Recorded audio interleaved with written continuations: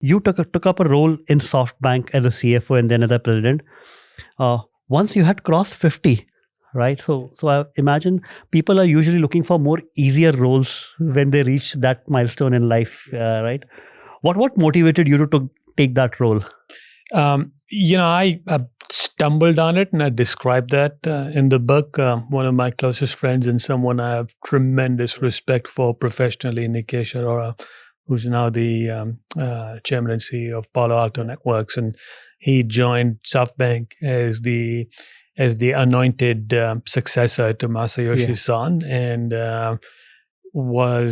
felt he needed someone with my background, and asked me if I would consider joining. And initially, as I describe in the book, I started off as a consultant, then met Son-san, and was not just impressed but captivated by his charisma and his craziness, his dynamism, kind of in terms of, he had this intangible quality, futurist, very rare. I think those are few and far between in the world of technology, and signed up permanently. So it was quite a journey.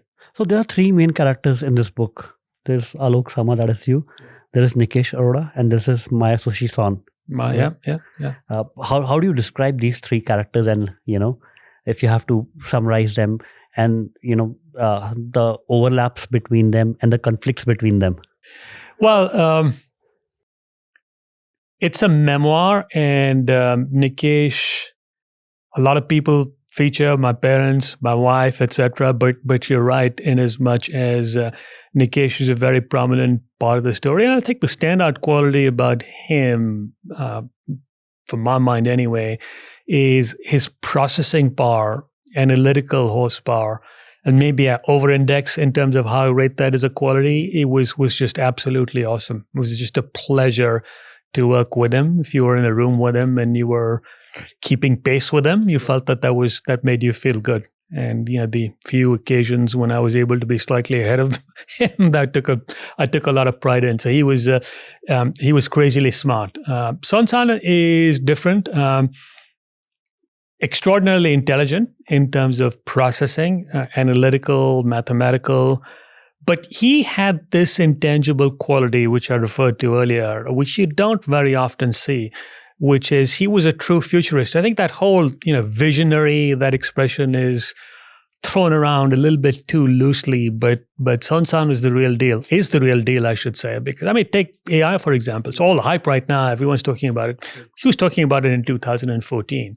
And he's got this track record now of making these brilliant futuristic bets.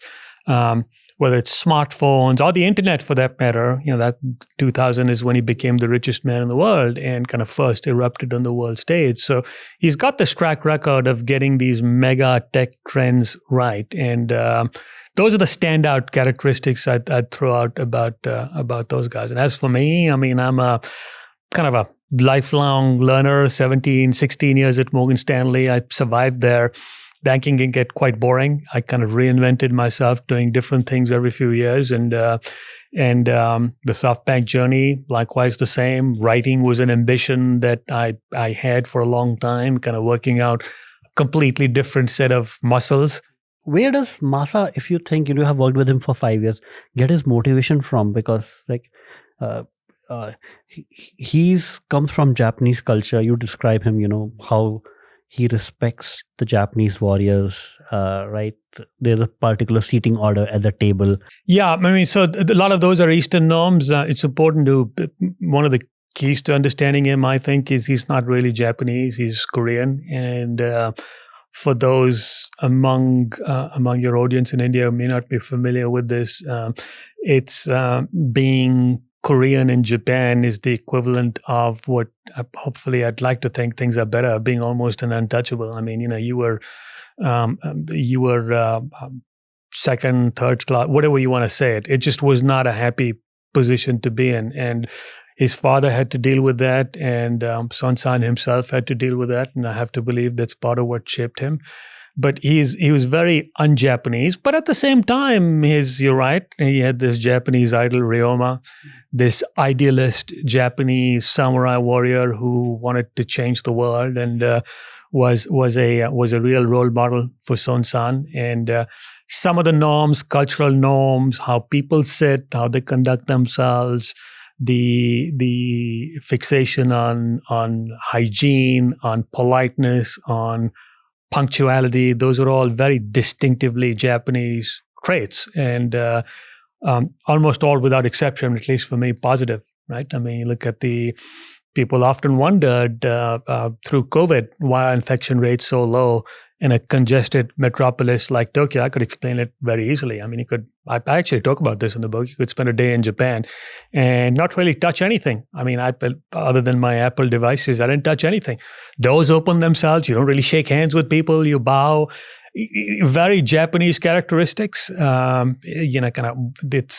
a lot to be said with being punctual, to like the last second. Son-san was like that. And all very positive characteristics. Yeah. And you describe a particular story in the book many times. And it's the story that when Masa was 10 years old, he saw his parents struggling with the coffee shop and he decided... The freemium model. The freemium model. Yeah, well, that's very popular in the world of technology. Kind of the extreme, the idea of blitzscaling. Reid Hoffman introduced that into the vernacular, the idea that you just grow at all costs. And that's something that works brilliantly for platform technology models, right? Where you don't worry about profitability. It's all about scale. And when you have network effects, that flywheel works in your favor. And eventually, when you've reached that critical mass, you start to dial up the profitability engine. And the anecdote you're referring to is Masa and his parents and the coffee shop and the idea that, the so-called freemium model, that you give away coffee and the hope is that people come in for the free coffee. But once you're in the store, you end up buying a premium priced pastry, for example. And that is, the idea of a loss leader. I mean, these are kind of basic concepts which Son-san perhaps picked up in his very early days. Masa was right about AI almost 10 years ago, but he couldn't, as you mentioned, fully capitalize it because of the structure of the Vision Fund. He was, It's less about the structure of the Vision Fund. He was just too early. And that's the curse of being a futurist, right? I mean, you can't, even portfolio managers, I mean, you can, even if you spot trends, it's just not easy to spot when when markets peak and what markets bottom, for example. But you mentioned in the book that he sold NVIDIA too early. He was right about it. He did indeed. Yeah, he did an interview with, which is quite amusing, with Jensen a few days ago. And he was laughing and crying about it, right? So he did exit. Indeed, he did exit. And it was same part of the Vision Fund, the 100 billion fund, right? The 3 billion or the 4 billion. Yeah. In leverage Vision Fund, you went in on a leverage basis and you made, I think the number was, kind of probably at least 4 times your money, which is a great result, but it could have been 25, 30 times his money. Yeah. And the story of the Vision Fund would have been very different, I believe, if NVIDIA would have still been a part of the portfolio. Well, the returns would have been different, that's for sure. Yes. Yeah. Now I think SoftBank as a fund, not as a company. The company Masa is full back in glory, but it's nowhere as to being as ambitious where it was when the fund... No, I don't think that's right. I mean, you hear, I'll just quote Masa at his own AGM. I think his exact comment was, everything else I've done is a warm-up act. So I think he's back bigger than ever. I don't know what he's done. I'm not an insider anymore, by the way, and I'm not going to speculate on what he might do. But, I think he has a war chest that, kind of with leverage capacity and with cash on hand is certainly north of 50 billion. I don't know what he does next, but knowing Son-san and his fixation on AI, I'll probably be in that space and it'll be big. Yeah. And I can't imagine, Masa is above 60 right now, right? Yeah, it's closer to 70 than 60. Yeah, closer to 70. And he's so driven now about AI and betting big on AI. So he's seeing the next 10, 20 years of his life. I don't know why anyone ever thought he'd retire. I mean, it's just... It's crazy. Well, crazy in a nice way, right? Yeah, wants to change the world. Yeah. And he's so close to solving these problems as a founder himself that, I can't imagine Masa ever handing reins over of SoftBank to anyone else till he's alive in body. Yeah. Like a SoftBank without Masa is like a church without Jesus, I think is what I say, which is very appropriate. Yeah.